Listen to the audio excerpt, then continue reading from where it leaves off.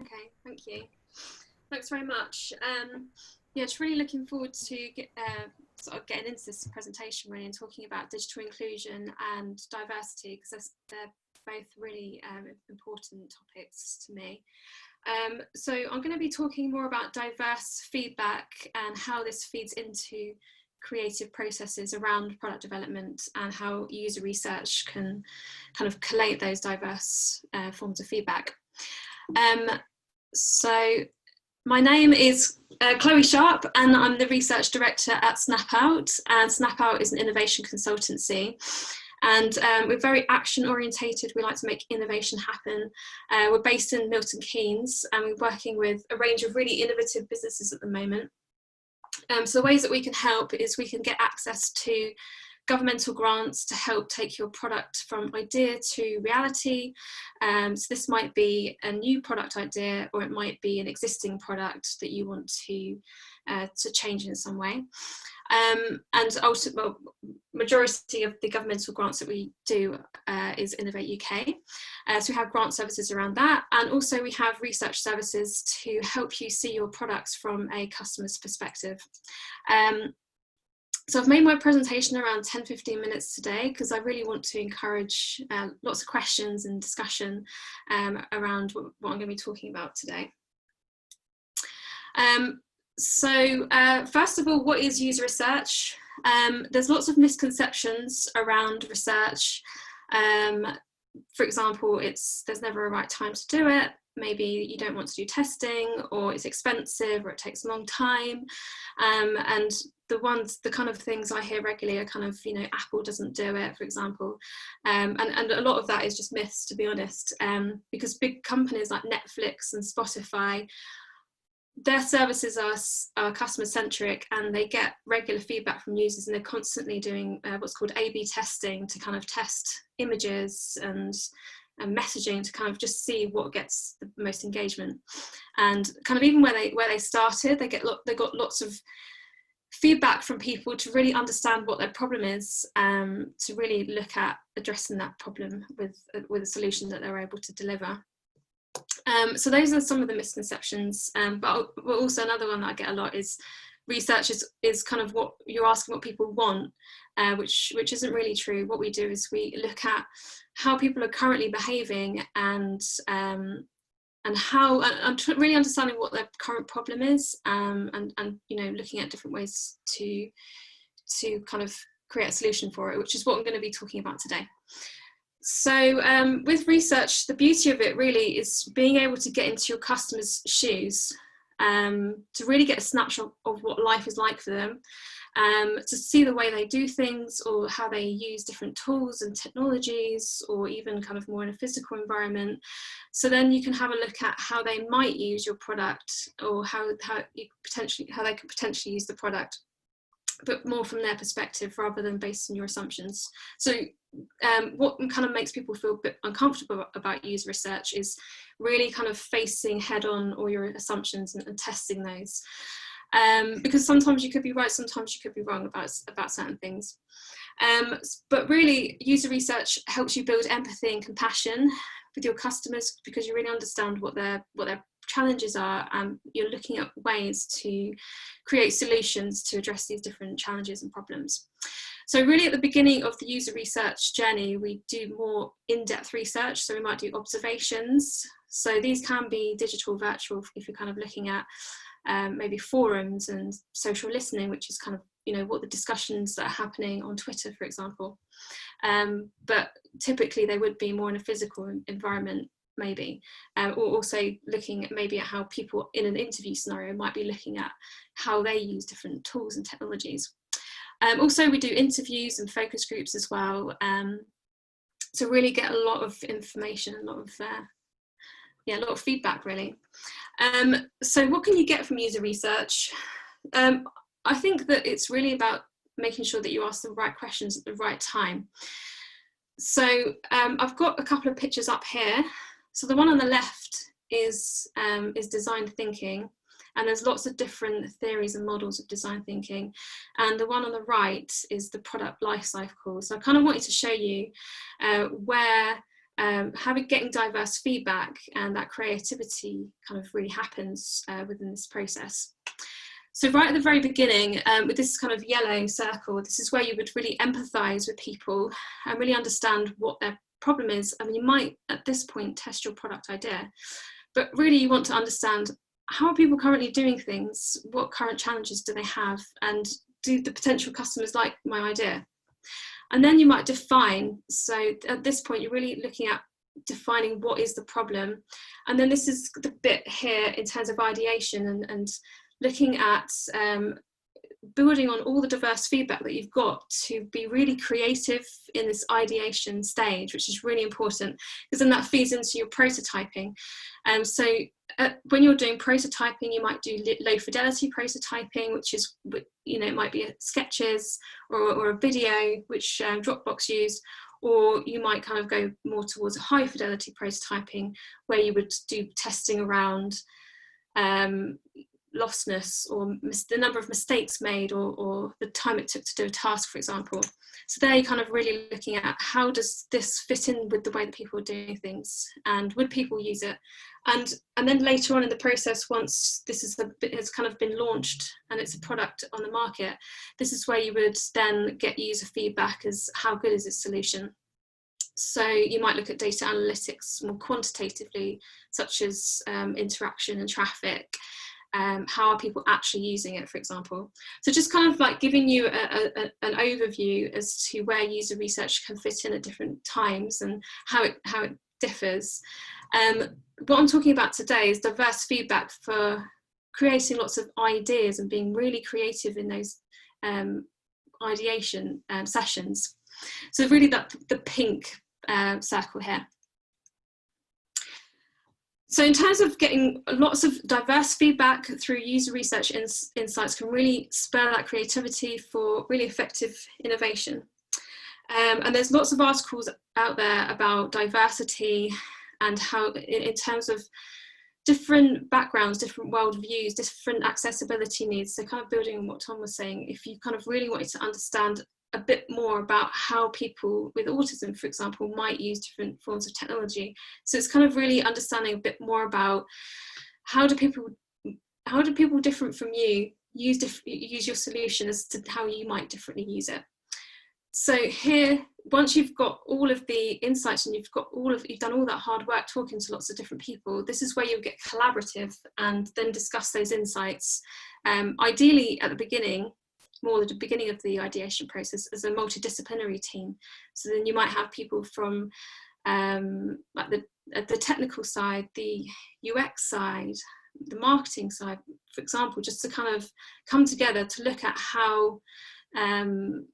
what the solution might look like for that particular problem, because there are overlaps in terms of marketing and user research and things, because if you really understand what the problem is, it makes the marketing easier in the long term, because then you can really address what those problems are.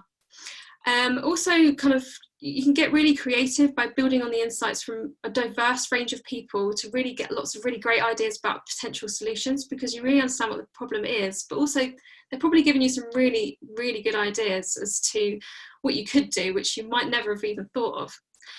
And in terms of diversity, I don't mean kind of just talking to lots of random people. They are carefully selected in specific user groups, but within those user groups themselves, it's good to get a range of different people in terms of that, like I said, their accessibility needs and worldviews. Also, you might want to get stakeholder feedback as well. So if it's within the aims of your research, you might want to talk to employees. They might have some really good ideas about the different ways you could be doing things. Maybe your business partners, maybe actual, or if you're looking at a different market, potential customers.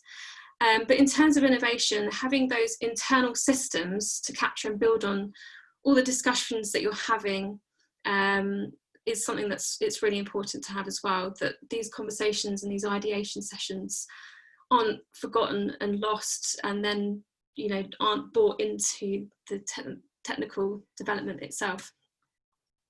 So in terms of where to start when you're getting diverse feedback, so say for example you have got a user group that you've defined, then you would have a look at the extreme versions. So say for example you wanted to develop I don't know, a new smartphone, for example, then you would have a look at people that definitely would not use a smartphone and why they wouldn't use a smartphone. And then you would have a look at people that would use a smartphone all the time.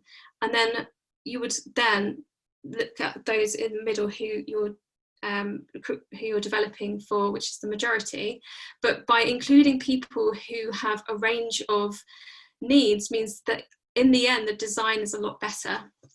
In terms of stakeholders as well, you might look at including different stakeholders, but kind of looking at which ones you need to meet the needs of and which ones you could include by kind of looking at different mapping tools like this one. In terms of startups, which is who we work with, well, mainly really, it's the idea of bringing lean startup approach, which is build, measure, learn, ideate and learning, into well, kind of how it crosses over with user research as well. So with Steve Blank, he does a lot of work around getting customer feedback. So it really is about just getting out of the building, because what you need to know isn't necessarily going to be in your team. You need to get out, and you need to just go and talk to lots of people, and that will really help you learn. Just kind of showing you how it crosses over with different methods. And also this one here, in terms of brainstorming, if you are going to brainstorm as a team, it's really good, ideally, to have done all of this work before, to have gone out and spoken to your customers or users, potential users, and to get lots of diverse feedback, and then build on it in these ideation sessions. And one of the ideation methods that you might use might be brainstorming, or it might be lots of different, there's lots of other ideation tools that you could use. And a design sprint is another way of getting to that brainstorming ideation point. But with design sprints, you still have to have done all that work in the run up to it, which can sometimes take 1 to 2 weeks, speaking to different stakeholders and so forth. So no matter kind of what method you use, whether it's design thinking or lean startup or design sprints, the best ideation and lots of coming up with lots of ideas and being really creative in those ideation sessions comes from having lots of diverse feedback, which comes from user research. So that's the key message that I wanted to get across today, really. So the key takeaways really are, there's loads of resources out there about how diverse feedback can positively impact on creativity, but there is also that balance of not having too much feedback and not too much diversity in the feedback. So it has to be carefully managed, and also you need to have innovation processes and management systems there to make sure that it's captured and that it is followed through through to prototyping, through the technical development of the product. And also the diverse feedback can really give you lots of ideas that you can build upon when ideating about your product. So those brainstorming sessions will be really fruitful compared to if you didn't have any of that information at all. Also with user research, you can really empathise with who you're going to be designing the product for. And this can make your product more user-centred, but it is also within the constraints of looking at business needs and your business strategy and skills. So it's not, you can't fulfill everything that people want, but it really helps you understand why you might be developing something and how to prioritise developing products. And also having lots of diverse feedback and empathy can really help your team be more creative and just develop solutions that are relevant and meeting real life needs. So just on the right hand side here, I've got my email address and website, and also I'm on LinkedIn and Twitter if you want to follow me. Are there any questions on the Q&A?